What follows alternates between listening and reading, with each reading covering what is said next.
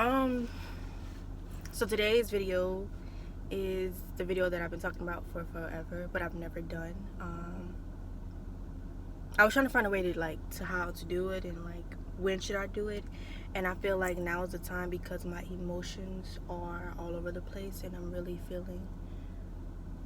at my lowest. Well, not my lowest I've ever been, but I'm at a low point right now. So,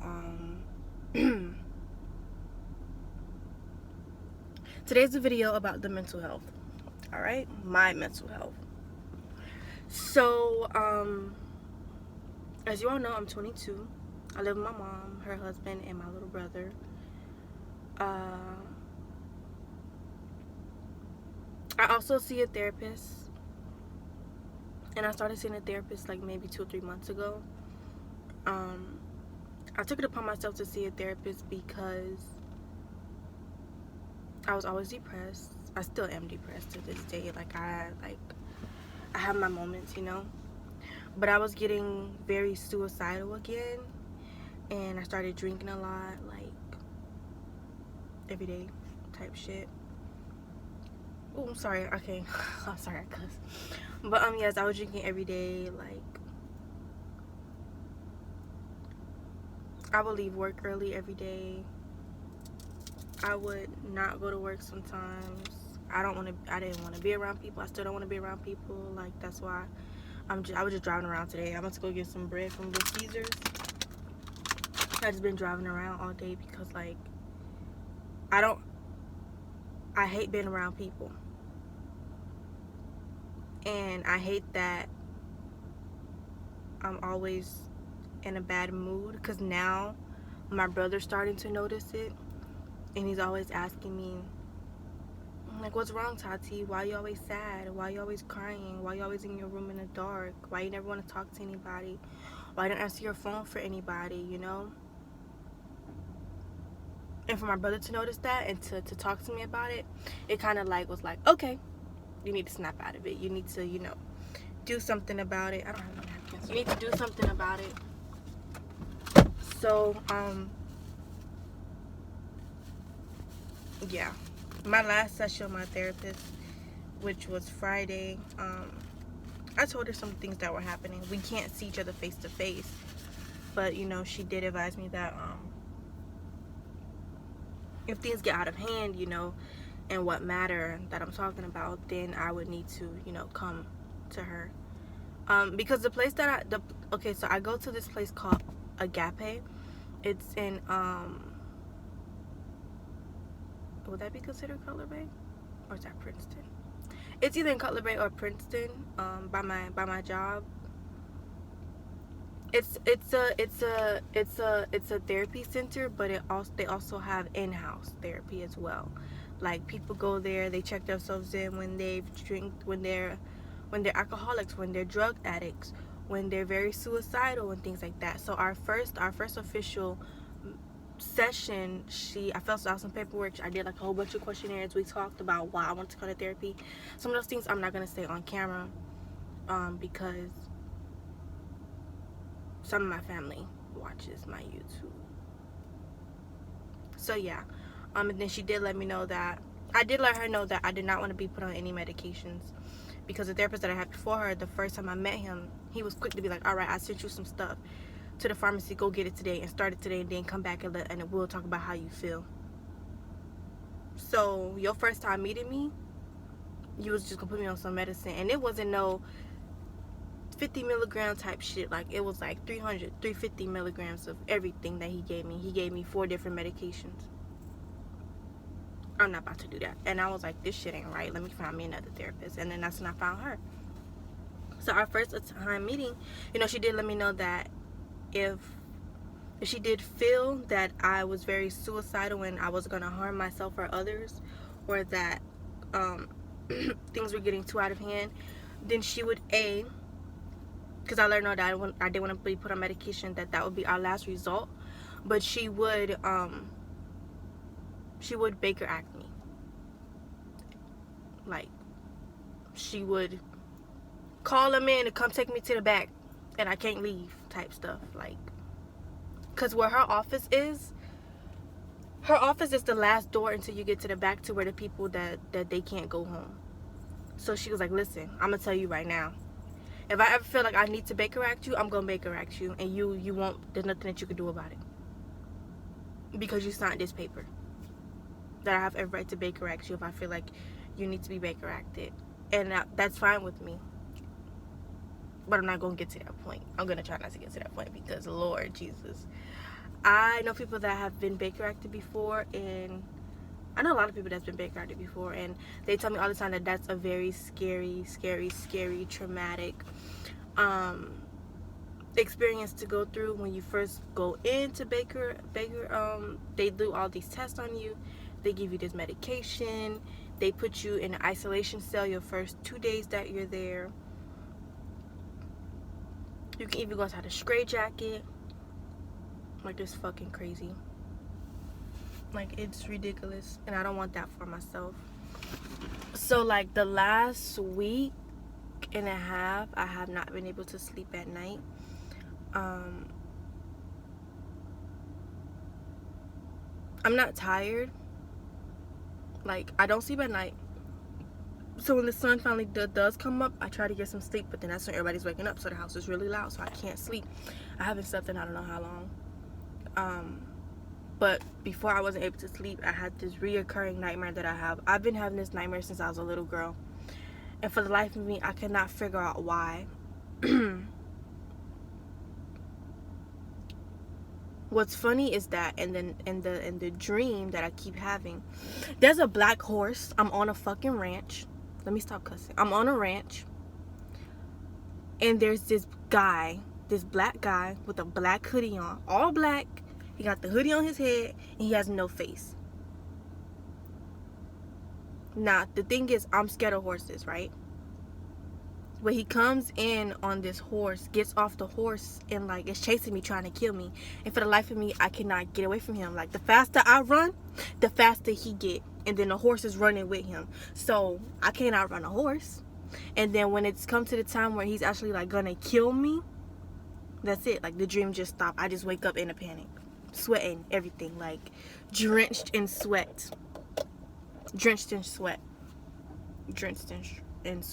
and I've had that dream, no lie, y'all, over 100 times. I started having that dream. I know exactly where I started having that dream at. I don't remember how old I was, but me and my mom we were living in we were living in Liberty City. We were living in the Poker Beans, and that first night that I had that dream, I think that what happened that day? Something bad had to happen to me that day, but I don't remember what happened to me that day. But ever since that day, I've been having that dream. A few months go by, and then I'd have the dream again. And once I have the dream again, I have that dream every single night for like a couple of nights, and then it'll go away. But I cannot figure out for the life of me what the hell the dream means. I just can't. And before this weekend had that I wasn't able to sleep, I had that same dream. And I'm 22 now. And was living in the Poker Beans, I was like 5. Maybe not even 5. I was probably 4 or 3. But I don't remember what happened to me for me to start having that nightmare. But yeah, so I haven't been able to sleep. I haven't been eating either. Like, I haven't really been eating. Like, I will get food to eat, but I will only eat a little bit of it and throw it away. And then I will instantly just become full, which is really weird. Like, yeah, I'm small, but I shouldn't be eating that little. Like, I'm eating, like, fresh, like, toddler type stuff. Like, I'm talking about, like, high chair stuff. Like, you know, you give your baby, like, a half a banana and then the baby's full. Like, that's what I'm doing. Like, I only ate 2 of these breast sticks and I'm full. Like, I'm not going to eat anymore. Yesterday, I had a Lunchable. I literally only ate the ham of the Lunchable, and I was full, and I threw the rest away. And my mom, she got upset with me. She's like, "You're not eating. Like, I'm noticing you're not eating again." But this is like I always get to a point where like I'm not hungry and I don't eat for a long period of time. Like, she said to me yesterday, she was like, I noticed you haven't been eating anything in like a week. What's going on? And I'm like, I don't know, I'm just not hungry. I was like, I feel like I'm hungry. I go get some food, but then I'm not hungry again. And then whatever I have, I can't just keep it and, reheat it or something. So I just end up throwing it away. And she's like, you need to stop that. So she told me that I should see if I have an eating disorder. But who the hell would I go to for that? Like, who would I go to? Like, my primary doctor, I've had an appointment with them 2 months ago, and I haven't seen them because they keep postponing my appointment because of the coronavirus. They keep telling me, oh, if you're not dying, you can't come in. But I have issues that I need results to. Like, I need to see what's going on with me. I can't go to my OBGYN for this stuff. Like, what's funny is that I went to go check on my hemoglobin levels because, like, my iron levels are low and stuff like that. And they told me, oh, don't you have OBGYN? And I'm like, yeah. They're like, okay, make an appointment with them and have them test you for it. So I get the results back. They're super low. I call them and tell them, and they're like, okay, we'll just go to the emergency room. Like, why would I want to go to the hospital if the coronavirus is out and you're putting me more at risk to catch it going to the hospital than to just, let me come in, you take my blood and I just immediately go home. I'm in the hospital, I'm waiting all day, like literally sitting around people that potentially have the coronavirus. Another thing is that, I don't know I hadn't said anything about it, but I just recently broke up with my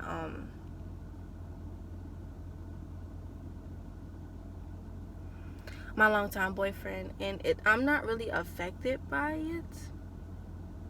Kinda, sorta. It's kind of a relief for me, thank God. Like, because he was on some other stuff. Like, he was becoming a whole nother person that I did not like.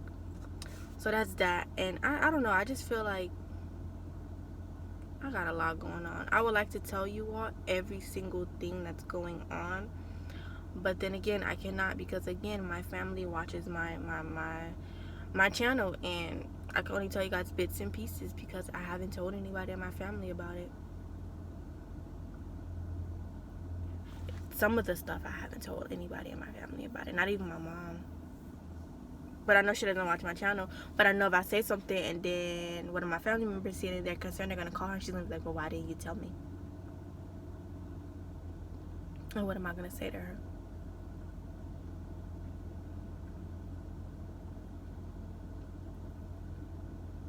So I've been trying to find ways to, like, keep myself busy, I guess, to, like, kind of, like, not think about certain stuff. And I ordered a Kindle off of Amazon. I got the Kindle. I downloaded 10 books on my Kindle the first day that I got it. I've read all the books. I've been reading self-help books, self-improvement books, and things of that nature. And so far they've been helpful. I just need more books. I've gotten some coloring books. I've colored in them for like 3 days, and then I was like, too much going on in a coloring book. I can't focus. I bought writing pads to write, but I haven't had the to write. Like, normally I can write, like I can write all day every day, but I don't have that feeling anymore, and I don't know why.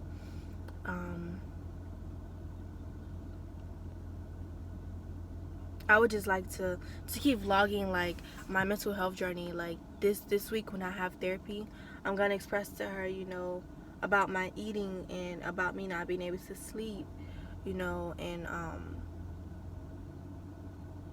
things of that nature. And then yesterday when I was working, because I work from home, you guys, and they let us know that yesterday was the last day for my account, but luckily I'm going to a new account, so I will still have a job, yeah, but the way that it's going, I feel like, and I hope to God it's not true, that eventually they're just going to shut down the whole building, shut down every single thing that is in the building, and then I won't be with the job, and I would really like, I wouldn't take that very well at all. I'm just gonna say that. Like, I know for sure that I would not handle that well, and I feel like right now I'm at a point to where I want to drink. Like, I want to do things that I shouldn't do, if that makes sense. Like, and I'm trying to stay away from men because I don't want me being emotional to be the cause of something that I'll regret later. Like,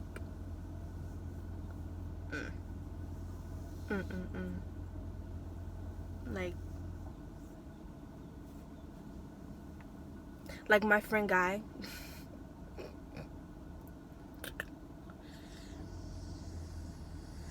I had to explain to him that I cannot come to visit him anytime soon because of how I'm feeling, and I'm down all the time, and I'm sad, and I've known him for maybe 4 months now. So he doesn't know that side of me. Nobody really knows that side of me except for my ex. And even when I told my ex about that type of stuff, like, he always like made fun of it and shit like that. Like, you don't do that. So I'm kind of afraid to, you know, like, let him know or let him see or, you know, be around him, because I never know when my mood is going to change, and I would hate to be around him and then it kind of like shocks him and then he's like, "They be crazy." Because he's a really, really, really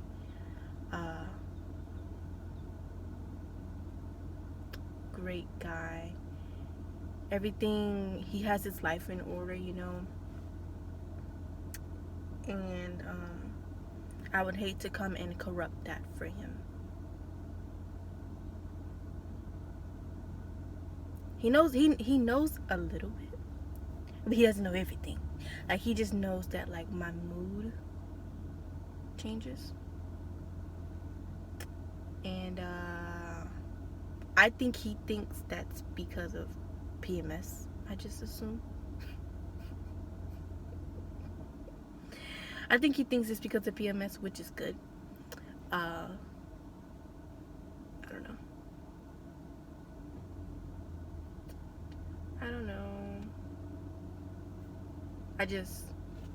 I hope for my sake and for others' sake that I can get over this hump, you know? Because, like, I feel like if I let it, it's going to beat me over the head. And that's not what I want. Because, again, like, as I said to you all already, I feel like I will spiral out of control. I will do some things that I should not be doing. And then, you know what? You know what Dr. Yubi's going to do? Come visit me. Yeah. Let's have a face-to-face talk today, Tatiana. And then when I come in, them damn white coats gonna be in there standing by the wall. Like, might as well just walk on to the back, sweetheart. Come on, sweetheart. Because we finna put you in here. And I do not want that. That is something that I do not want. I don't want it.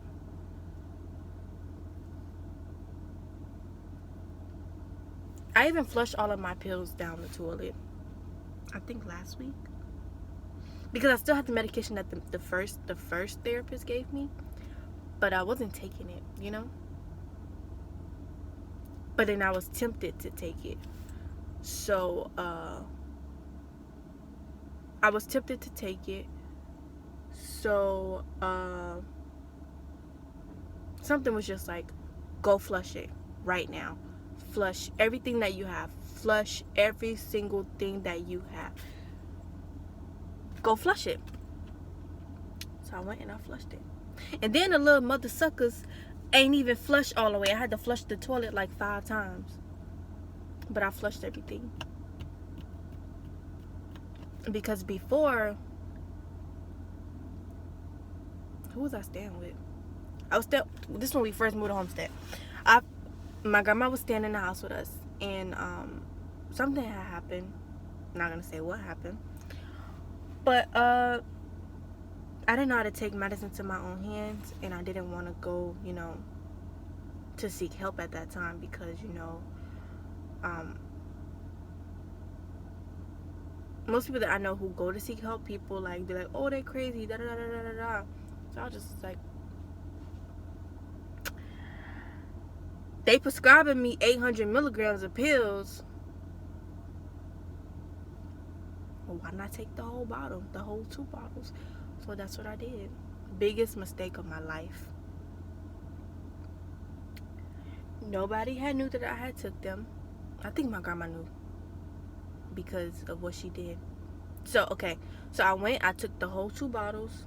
I don't even think I drank anything to drink. I just took them suckers like. And then I got really dizzy. And then I got sleepy. But I couldn't go to sleep for some reason.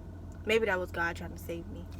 I couldn't go to sleep, so I just laid in the bed. I think I laid in the bed the whole day. My grandma wasn't home yet. My grandma was working a night shift. Nobody came to my room. And then my grandma used to come home. She used to come inside and be like, "How was your day?" Da da da da da. So she see me just like in the bed, like in fetal position, and she was like, "What's wrong with you?" And I was like, "I don't feel good." I'm not trying to tell what's going on. And she was like, "Your cycle on?" And I was like, "No." And she was like, okay. So then she was like, "I'm finna go cook. What you want to eat?" Because she always asks us what we want to eat. And I was like, "I'm not hungry, Grandma." So then she was like, "All right, cool." So then she got done, and her room was next to my room. So she was in there watching her stories. Her young and her restless. She was watching her stories, and I hadn't come out my room. And that was unusual because I used to go and sit in the room with my grandma and, watch her stories or her or whatever have you and just be on my phone. So she came in and she was like, "Come here." And I was like, "I can't get up, Grandma. Like, my stomach hurt." And she was like,